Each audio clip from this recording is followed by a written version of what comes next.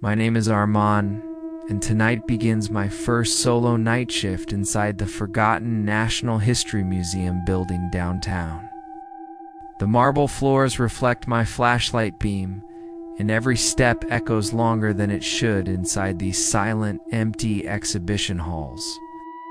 Earlier, my supervisor Lena told me most night shifts here were quiet, predictable, and completely safe, without any unusual incidents. But as midnight settles in, the silence feels heavier, like the building itself is aware of my presence tonight. Have you ever stood somewhere so quiet that your own breathing suddenly felt like an unwanted intrusion into someone else's space? Lena's voice speaks through my radio calmly, reminding me to stay alert and complete my scheduled patrol professionally and carefully. She asks me to check the East Wing Sculpture Gallery, where the oldest statues stand frozen under dim security lights. I acknowledge her instructions confidently. Even though an unexplained tension quietly builds in my chest as I walk forward alone, museums preserve history. But tonight, it feels like history is preserving something else entirely inside these empty corridors. I remind myself I am safe, employed, and simply doing my job like thousands of other security guards around the world. The sculpture gallery doors open slowly, their hinges releasing a low sound that seems unusually loud in this empty building. My flashlight reveals rows of marble figures, each frozen mid-expression, their stone eyes reflecting the artificial security lighting above. Lena's voice returns through the radio, asking me calmly if everything appears normal and secure in the sculpture area tonight. I answer yes, but hesitate, unsure why the statues seem different now compared to when I saw them earlier today. Have these statues always stood this close together, or is my tired mind beginning to misinterpret ordinary visual spacing tonight? I walk deeper into the gallery, carefully observing every corner and shadow along the polished marble floor surface beneath me. My footsteps echo, but seconds later, I hear what sounds like another faint step somewhere behind me in darkness. But nothing stands there except silent statues and empty reflective glass displays. Lena asks if I said something, and I realize I must have breathed sharply into the radio microphone unintentionally. I assure her everything remains under control, though uncertainty begins replacing the confidence I felt when my shift started earlier. I continue walking forward, trying to focus on procedures instead of the uncomfortable sensation of being quietly watched nearby. Suddenly, a faint tapping sound echoes somewhere inside the exhibit room, rhythmic and steady, like careful, intentional movement. Stagely, holding my breath, trying to locate the exact direction where the sound originated moments ago. Lena asks me what is happening, her voice slightly more serious now, noticing the silence from my side. I explain the tapping sound carefully, attempting to remain calm and professional, while describing something I cannot clearly explain yet. She suggests environmental causes, like temperature changes affecting materials, offering logical explanations to keep me grounded and calm tonight. Her calm voice helps, but deep down I know temperature cannot explain rhythmic tapping that sounds almost deliberate and controlled.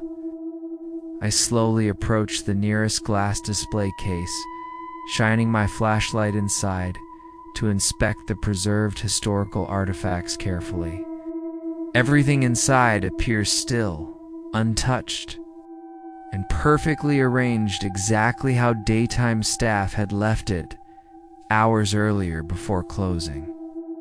Then I notice my reflection staring back from the glass, but something about it feels slightly delayed and unnatural. I move my head slowly, and my reflection follows, but for a split second, it seems out of sync. My heart begins beating faster, and I instinctively step backward, breaking eye contact with the reflective glass display surface. Lena asks me to step outside briefly and breathe, reminding me that isolation can affect perception during overnight shifts sometimes. Her concern sounds genuine, and I appreciate knowing someone else remains awake and connected to me during this experience. I exit the sculpture gallery, but the relief I expected does not fully arrive as the hallway remains silent and empty. Why does the museum feel larger at night, like the distance between rooms has somehow expanded beyond its normal structure? I continue walking toward the archive corridor, where older and less visited exhibits remain stored behind secured locked doors.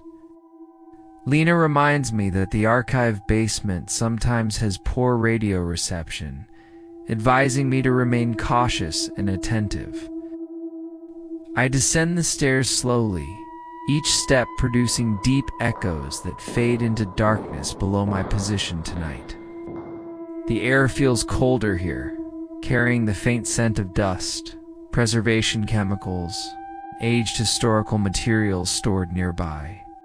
My radio crackles briefly, and Lena's voice fades before returning.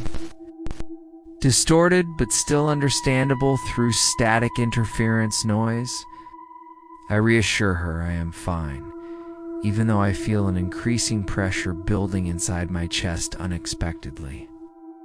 Then I hear something unmistakable behind me, the sound of something heavy shifting across the concrete floor slowly.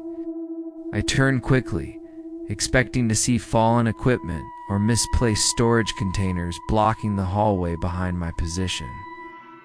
Nothing stands there, and yet the sound had been clear, deliberate, and impossible to ignore or misunderstand. I ask Lena if maintenance staff could be inside, and she confirms no one else entered the building tonight. Knowing I am officially alone makes the silence feel more intense and deeply personal than ever before. I continue walking forward, forcing myself to complete my assigned patrol responsibilities, despite growing psychological discomfort inside me.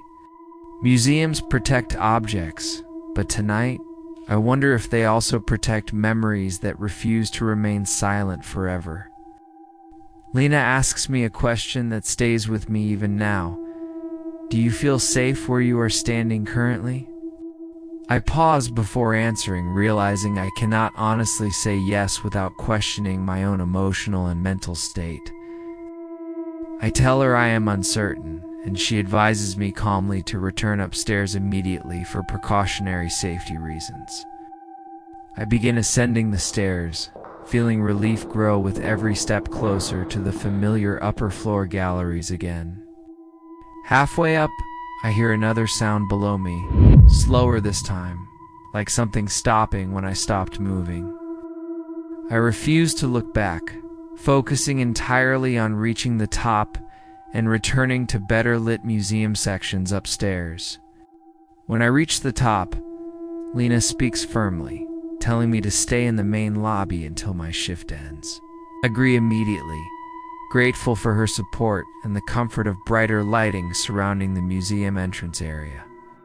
I sit at the security desk, watching camera monitors showing empty rooms across the silent building interior tonight. One monitor shows the sculpture gallery, and I notice something that makes my entire body freeze instantly. One statue appears slightly different than before, its arm position no longer matching what I remember clearly earlier tonight. I lean closer to the monitor, questioning my memory, wondering if exhaustion is affecting my perception of reality. Lena notices my silence and asks me calmly what I see on the security camera feed right now. I describe the change carefully, and she suggests reviewing earlier footage later to verify any possible differences objectively. Her logical explanation helps stabilize my thoughts, even though the unease refuses to fully disappear from my mind.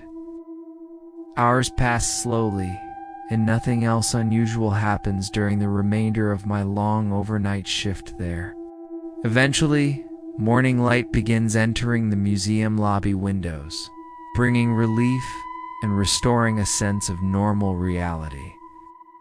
Lena arrives in person, her expression serious but supportive as she asks me to explain everything thoroughly.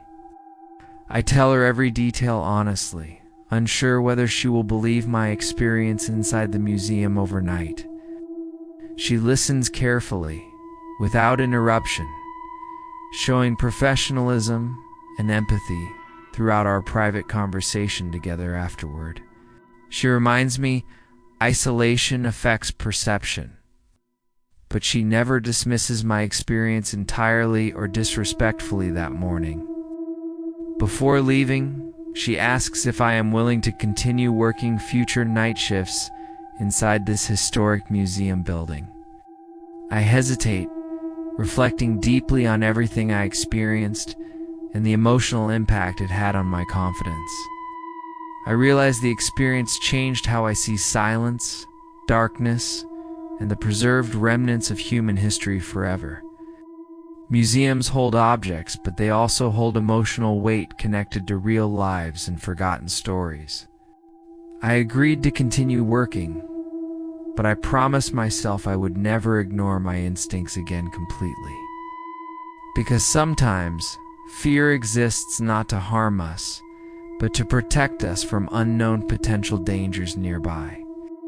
Have you ever experienced something you could never fully explain, even after searching for logical answers afterward?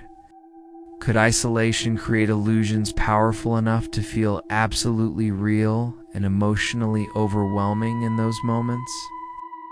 Or is it possible that places connected to history carry psychological energy affecting those who enter alone? These questions remain unanswered, but they continue to shape how I see my work and surroundings today. Lena supported me throughout everything, proving how important trust and communication are in difficult situations like these. Without her calm presence, the experience could have become far more frightening and emotionally damaging for me personally. Professional teamwork made the difference between panic and maintaining control during an uncertain, overnight security situation. Museums deserve respect, not fear, but also awareness of their powerful emotional and psychological impact sometimes. My story is not about proving something supernatural, but about understanding human perception under isolation and stress. Even today, I still work night shifts, but I never forget that first unforgettable experience there. Experiences like these remind us how powerful our minds and emotions can become in silent environments. If you worked alone overnight somewhere silent, how would you react to unexplained sounds around you? Would you investigate further, or would you trust your instincts and step away from uncertainty safely? Your answer reveals more about human nature than the mystery itself ever could explain completely. This is why we share stories like mine here on True Terror Files, official for awareness and reflection. Our goal is not fear, but understanding the unknown experiences people face in real situations worldwide. If you value professional storytelling and thoughtful exploration, this channel was created specifically for viewers like you. Subscribe now to True Terror Files Official and join our growing community of curious and thoughtful viewers. Your support helps us continue documenting powerful human experiences from around the world responsibly and professionally. Also, share your own experiences in the comments, because your story could help someone else feel understood. Remember to like this video if you appreciate meaningful, atmospheric, and carefully told true horror stories. Turn on notifications so you never miss future investigations into unexplained real-world human experiences like this. Thank you for watching True Terror Files Official, where real stories reveal the unknown side of human experience. And remember, sometimes the most powerful mysteries exist not in places, but inside ourselves and our perceptions.